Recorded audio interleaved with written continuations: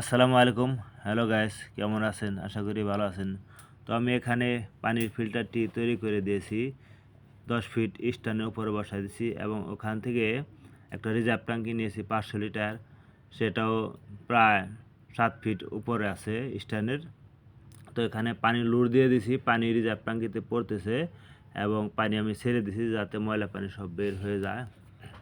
এবং এই যে ট্যাঙ্কিতে আমি বালু, পাইপ এবং সাদা বালু দিয়েছি, এটা থেকে আমি লুট দিছি।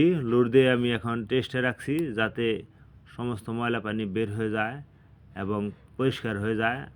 তো আধা ঘন্টা 40 মিনিট পরেই পানিগুলো পরিষ্কার হয়ে যাবে এবং এই পানি রান্না বাড়া কাজে, খাওয়ার কাজে ব্যবহার হবে এবং গোসলের কাজ থেকে শুরু করে যাবতীয় সকল কাজে ব্যবহার হবে ইনশাল্লাহ। আপনারা যারা এই ফিল্টার দেখতেছেন এবং চান তারা আমার সাথে যোগাযোগ করতে পারেন, আমি বানিয়ে দিতে পারবো ইনশাল্লাহ।